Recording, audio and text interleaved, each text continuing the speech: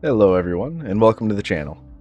This is a continuation of the previous Iceberg format, with a new theme surrounding secret societies.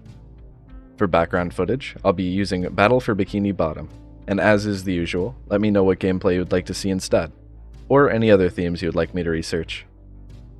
With that being said, this will be 3 topics at each level, with 4 levels for a total of 12 topics. You may have heard of the early topics, but I'll try to make them interesting by including new or lesser known information. With this being focused on secret societies, I will break it down into their history, their conspiracies, and their actions. Nearly all of these topics could have their own video, so let me know if you'd like to see me dive deeper. With that out of the way, let's get into it. Level 1. Freemasons. If you have ever watched Nicolas Cage steal the Declaration of Independence, you may have overheard a group known as the Freemasons. Many conspiracy theories float around about their influence on politics, connections to Satan, and other claims. But how did this organization start? Freemasonry is a brotherhood that traces its origins to the Guild of Stonemasons that had regulated these masons' interactions with authorities and clients. The Freemasons evolved from these guilds and had adopted the ideas of the Age of Enlightenment, which is defined by its scientific, political, and philosophical discourse. The first Grand Lodge, or governing body, of the Freemasons was founded in London in 1717.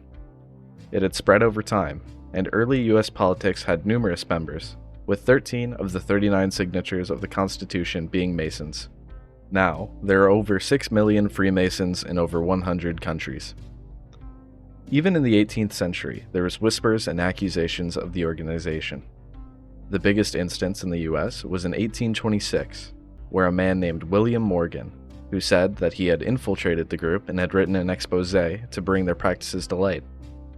This release was teased, revealing ceremonies and rituals not known to the public. With the publishing date in sight, many chapters of the Masons had begun a campaign to silence Morgan, and soon trumped charges by police loyal to the Masons put him in prison.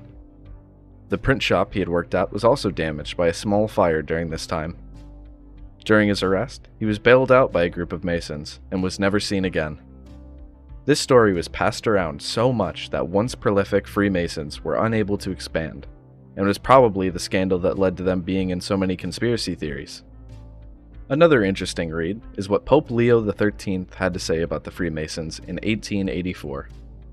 The Humanum Genus was a letter written by the Pope condemning all Freemasons and continuing an excommunication on them, which started in 1738 and continues to the present day. The reasons for such were that the Freemasons believed men to be sovereign over God, equality of religion, separation of church and state, and a few other things. It's an interesting read for those with an interest in Freemasonry, and I would recommend you take a look for yourself. In the modern day, conspiracies push towards them still holding and using political power to get whatever mysterious goals they have. And while I don't have any evidence of that to show you, I do have their current public goals and ideals. The criteria for joining now is to be a man, have a good character, and believe in a higher power. There's a sisterhood as well for those women interested. Anyone can contact a local lodge and ask for an invite, as you will not be invited as a rule.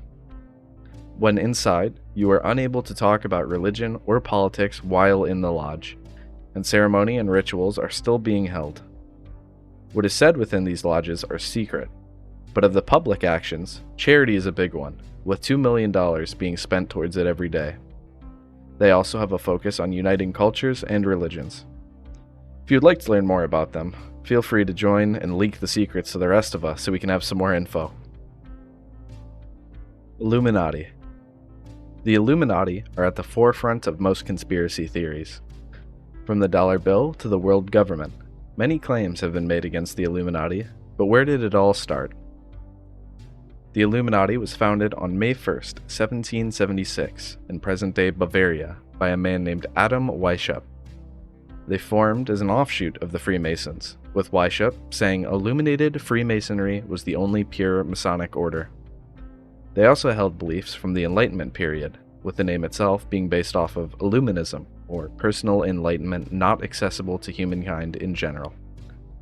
Their goals were to oppose superstition, secrecy of facts, religious influence over public life, and corruption within states' power.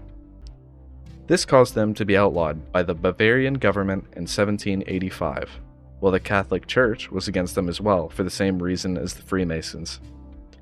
The society eventually fell due to internal dissent and gradual decline, with other groups taking the reins. However, the ideals they held were still talked about in secrecy, and it's believed these ideals were the inspiration for the French Revolution and other political upheavals.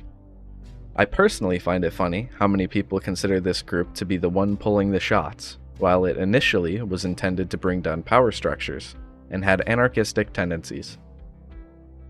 While it may be old news now, many a conspiracy nerd started off from this society here, and nearly every conspiracy under the sun can be attributed to them in some way. I'll skip some of the common ones like the pyramids and such, and head for one of the realer theories. This theory revolves around the election of Thomas Jefferson and how it was spread that the Illuminati helped him to win. A man named Augustin Barrel in 1797 was looking into the French Revolution and how quickly France descended into madness, and the only blame he could find were the Illuminati. He believed there was a network of people spreading anti-monarchic and anti-religious works that had infected the brains of his countrymen. This had to be a carefully planned political maneuver to destroy the aristocratic framework of France. While the named Illuminati organization was crumbling, many people looked towards their own groups, such as Freemasons, scared of corruption. America specifically was worried as this was a mere decade after the Constitution was signed, and they did not want any more foreign interferences. Many of the anti-Illuminati numbers were in the Federalist and Calvinist groups, believing separation of church and state to be wrong, and they pinned all their hopes on John Adams. His opponent, Thomas Jefferson, was seen as an atheist at worst and a deist at best, who famously stated the resurrection and miracles were fables in mythology. He also had a positive outlook on France's revolution, which was a possible inlet for corruption in their minds.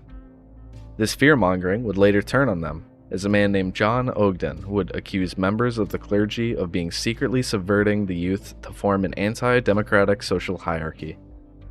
While it's unsure to say this caused Thomas Jefferson to win, it certainly helped his election, and he did end up winning office. With the story wrapped up, we can jump into the modern day. There are few organizations that label themselves Illuminati, with some even claiming to be descended from the original. Ordo Templi Orientis is one which we will be discussing later in this video. With that being said, most of these claims appear to be a way to attract membership, and as such, I will leave current day actions to the wayside for now. Let me know if you would like a full video about them, because they have a unique history. Skull and Bones. Skull and Bones, Order 322, or the Brotherhood of Death, is the oldest Yale College secret student society. Considering the power of the graduates and the institution at large, it's not hard to see what stories might come up with for this group, but let's learn a bit more about the history. Skull and Bones initially formed after an argument among three societies over an award given out by Phi Beta Kappa. William Russell and Alphonso Taft had co-founded the order together in 1832, along with 12 other members. Since 1879, 15 new members are chosen amongst junior students by being tapped during tap day. Apart from this, they have their own hall known as the Tomb within Yale, along with an island they use as a retreat. What makes this particular group interesting, however, are its lists of alumni: U.S. President William Taft, Supreme Court Justice Potter Stewart, President George Bush Sr. and Jr., and Blackstone CEO Stephen Schwarzman, to name a few. So how did all these powerful people end up together? Conspiracies state that this organization of elite-minded individuals pooled their collective brainpower into changing the world. One interesting conspiracy theory revolving around this group is actually about George Bush Jr. and his Democratic opponent, John Kerry. During the race, they were both close, but George Bush obviously ended up winning the total votes. What makes this particularly interesting is that not only was George Bush a part of the Skull and Bones Society, but John Kerry was also a member. Some felt that John Kerry threw in the towel early and handed the victory to Bush Jr., which may have been an under-the-table deal as they knew each other well. However, with all the conspiracy theories, this is just speculation. Apart from this conspiracy, this group's outward actions are a bit hidden. Supposedly, on July 12, 2016, a Freedom of Information Act had released around 1,600 documents. However, I personally cannot find them. With all this being said, long-form info on this group is hard to find, so feel free to research and find your own information about this society if you'd like. Level 2. Knights Templar. Knights Templar are everyone's favorite set of knights. From video games, movies, books, TV, you'd be surprised how many things are based off of them. Warhammer 40k's Black Templar come to mind. So what makes them so interesting to the general public? The Knights Templar were a Catholic military order founded in Jerusalem in 1119. They had originally formed to protect pilgrims to the site, but quickly became a wealthy and powerful organization. The main thing they are known for are their strict adherence to faith and their tenets to poverty, chastity, and obedience. When the Holy Land was lost to Muslims, they began to decline as an organization and were brought down further due to accusations of corruption and heresy. In 1307, King Philip IV of France ordered them all arrested and tortured until they confessed, and when they did, he had many burned at the stake. The order was officially disbanded 5 years later. Despite all of the above, the Templars have been mythologized by Western civilization through media and legend. Some fun conspiracies were that the Templars had found the Holy Grail, or that they uncovered Jesus Christ had actually had children with Mary Magdalene. As for the more negative conspiracies, they come down to the normal inquisitorial charges: stomping, spitting, and urinating on crosses, devil worship, and sodomy, oddly enough. These were all actually admitted to by some Templars, as they had believed mock torture to be helpful in hardening their resolve, and okay because they committed apostasy with their head, not their heart. One charge that was not normal, however, was head worship, or worshipping a decapitated head. Most details are contradictory, but it may be linked to magical head folklore, or the belief that Muslims worshipped idols. As for the modern day, there are no explicit actions by this group, as it is no longer around. However, as is the usual, some believe the group is descended from the original, while others use the Knights Templar as a guide for their own actions. Stay tuned on the upcoming layers, as I have a real fun connection to make with the Templars at the bottom. Bilderberg Group. The Bilderberg Group, or Meeting, is an annual conference between North America and Europe, with guest appearances from the world's most important people. For those more modern-minded, Bilderberg and the World Economic Forum are the real Illuminati. So, what about this group makes it so unusual? The group itself started its first meetings in 1954, at the Hotel de Bilderberg in the Netherlands. At the time, 79 delegates came from 11 countries, and now around 130 leaders and experts from different fields are invited. What makes this specifically interesting is the Chatham House Rule, which states that any information heard can be used, but no names or identifiers can be used. This is supposed to allow for more open dialogue, and helps to not create out-of-context quotes. This rule also creates a bit of secrecy to the outside, along with a small amount of media representation of the meeting as well. However, even with this blackout, leaks and documentation do come out. One former Naval Intelligence Team member, Bill Cooper, details some of his personal findings in the book Behold a Pale Horse in 1991. One of his takes was that the group itself had been formed as a way to keep the world in the loop on a developing alien problem, as said by President Sherman. Since then, he states it had developed into a world government, with the World Economic Forum being the face. Regardless, the book is quite an interesting read if you have any interest in modern conspiracies. As for my take on their modern actions, I don't have an invite, so I can't tell you what actually goes on. What I can say is that there is a list of topics on their website, as well as history and guests, should you be interested. Take a peek online or read the book for more information. Thule Society. The Thule Society was a German occultist group founded in Munich, shortly after World War I. The name Thule was in reference to a mythological northern country in Greek legends. The Thule Society had sponsored the DAP, or German Workers' Party, which had later reorganized to the NSDAP, or Nazi Party. This part is most likely the inspiration for Indiana Jones' depiction of Nazis. However, the reality, as usual, is a bit different. The Thule Society was founded in 1917 by Walter Neuhaus, a World War I veteran turned art student from Berlin, who had kept lineage documents for a separate occultist group, the Order of Teutons. The Thule Society was originally a branch of this separate order, but a schism happened within the group, causing the Thule Society to break away. In 1918, it was taken over by Rudolf von Sebottendorf, whom transformed it into a leader of the National Fascism movement. The group itself contained several backgrounds from World War I veterans, race supremacists, and occultists, with the joint belief of the superiority of the Aryan race and hatred towards minorities. As said above, the society had sponsored the DAP, and even Hitler had joined for a time, and helped him to spread his ideals. Many theories revolve around this order, believing they had helped create German UFOs, or were tasked with finding occult means to win the war. Quite a lot of resources were actually spent trying to find different mythological items believed to help shape history, with the Spear of Destiny specifically being remade as a replica for Heinrich Himmler. As for the party itself, it did officially dissolve in 1923, but some believe that the members who researched the occult continued within the National Socialist Party, and were later acquired by other governments after the war from Operation Paperclip, where the US saved those in the National Socialist Party in return for their works and support. As for the society now, as said above, it was officially disbanded in 1923, but one of its actions was attempting to find the origins of the Aryan race, along with combating minorities in the media, along with infiltration of government and other parties hostile to their ideals. The party did have some influence on shaping the National Socialism Party, but how much is unknown.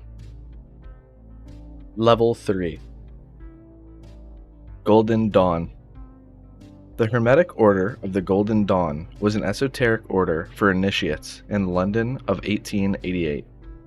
The group had a heavy influence in Western esotericism and Hermeticism, and its teachings continue to live within a variety of other traditions. The group was founded by three prominent occultists, William Westcott, Samuel Mathers, and Kenneth Mackenzie. Each of these three had a hand in shaping this order. Westcott, a Freemason, claimed to receive letters from an Adeptus Minor whom revealed the secrets of the Golden Dawn. Mathers was a scholar of the Jewish Kabbalah and helped to develop their system of magical training. And lastly, Mackenzie was a Scottish historian and folklorist, and helped contribute to the rituals and myths. This order had drawn from many sources, like Egyptian myth, Western astrology, and Kabbalah, and they had divided their magic system into 3 grades. Each grade had its own set of rituals, symbols, and teachings. The Golden Dawn was, however, rather controversial. Some believed it to be a front for satanic worship or black magic.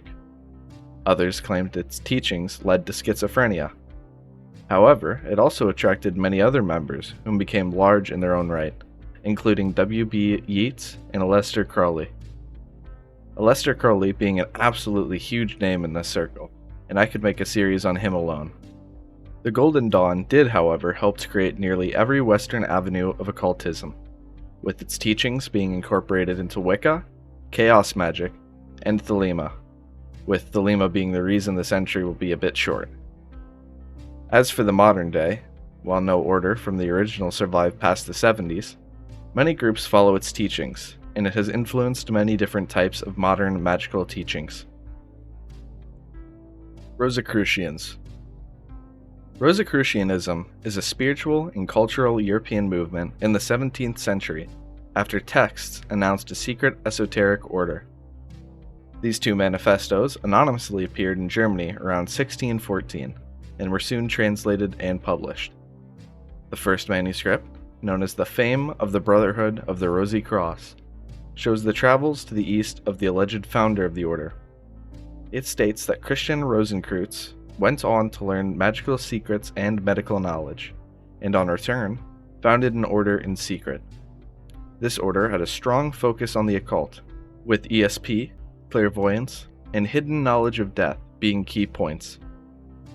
The difference between this and mainline Christianity is that Jesus was human and did not die or ascend to heaven, but instead retired to a monastery to carry about secret missions with the apostles. They also don't believe in salvation in belief of God. Instead, it is based on self-effort. They also don't hold the Bible in high regard, nor believe it was divinely authored. Many were drawn to the promise of knowledge and enlightenment. However, their activities were never revealed, and in the 18th century it began to decline, with a revival in the 19th century. Many conspiracies surround this group, but the main one is that if it even existed at all. Few lodges were made, and the group's focus was one of the Brotherhood of Secret Alchemists who would transform the world. And the other conspiracy is, given it was the 17th century and change did happen, how much of that can be attributed to them? People have followed the writing of the Rosicrucians, and it is a belief, but it exists in a limbo state of doing nothing or something, with no real context for what they did accomplish. As for the modern day, many groups currently exist following the stories and teachings, but it has mainly been divided into three groups: Masonic Rosicrucians, esoteric Christians, and initiatory groups. These groups are all well and good into today, so if you're interested, feel free to reach out to one of those three groups. Opus Dei. The Opus Dei is a Spanish-founded Catholic branch that works directly under the Pope. This group was founded in 1928 by José María Escrivá de Balaguer. He is said to have experienced a vision of Opus Dei, which translates to work of God, and since then has made it his mission to spread his message. The group's message states that you should be living your life with holiness and evangelization, with the Opus Dei providing ways to put that into practice. This focus on God in daily life and working is also meant to help social progress in your personal path to holiness. The Opus Dei do not have monks or nuns, and few priests are meant to help bridge professional, personal, and spiritual life. Many critics resent this message, with some believing this heavy-handed mix of personal freedoms and religious observance make this a cult, while others dislike the secrecy of its members and ties to right-wing politics.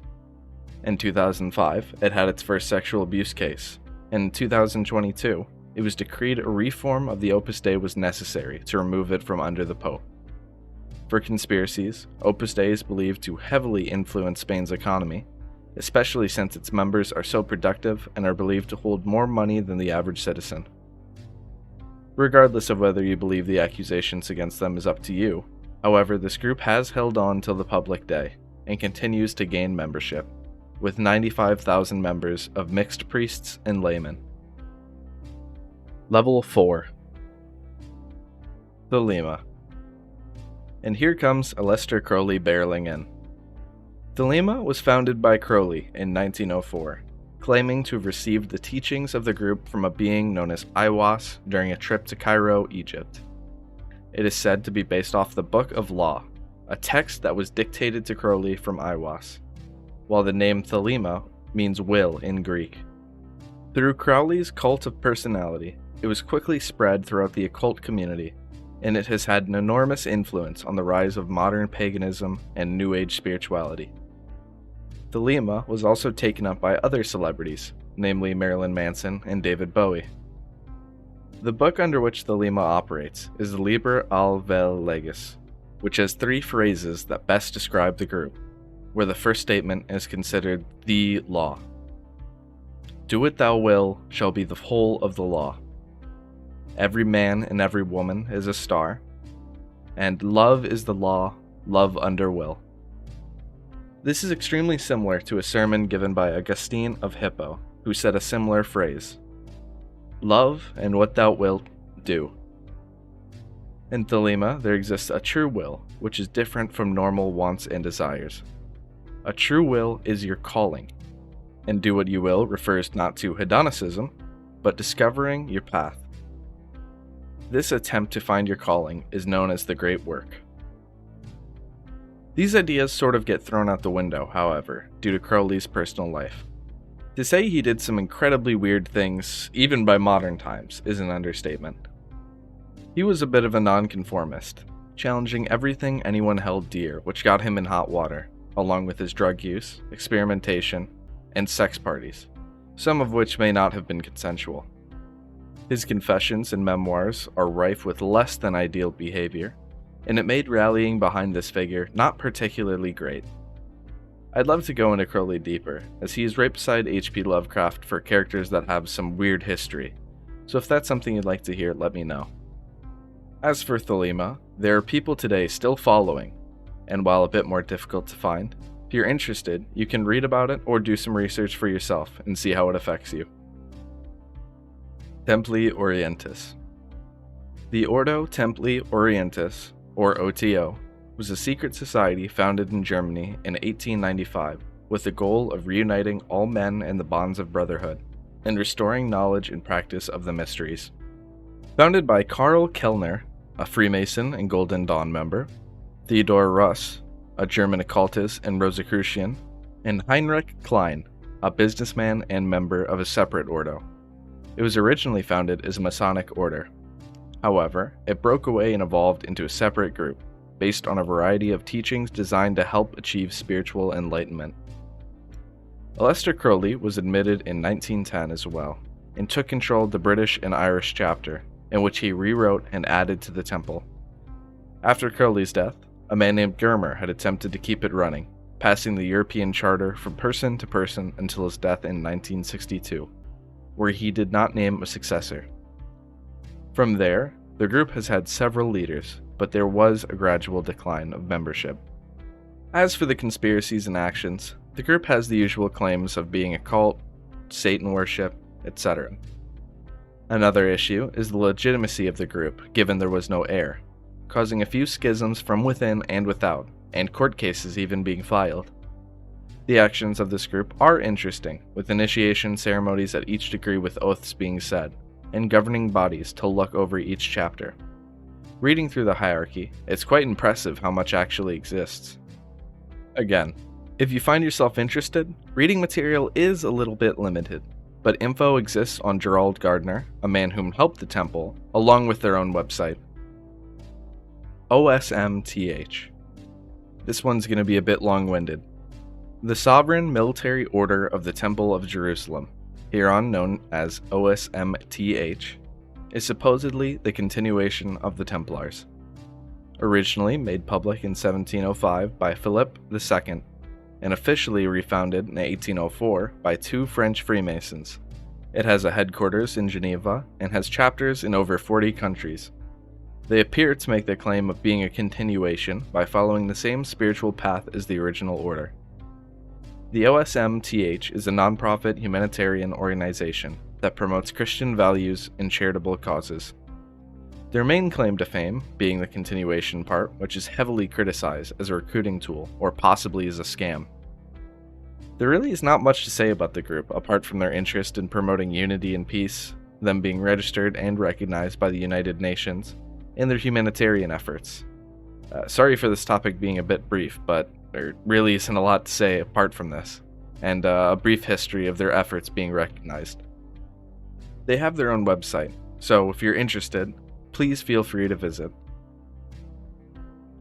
And that's the end of this video. I hope this helped to provide some context for these groups and how easy it is to join most of them nowadays, and to demystify what they do.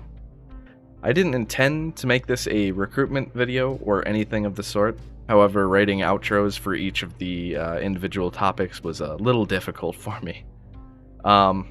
I would also like to say I think this helps show how many Freemasons really like to start groups, considering how many in this list are started by Freemasons.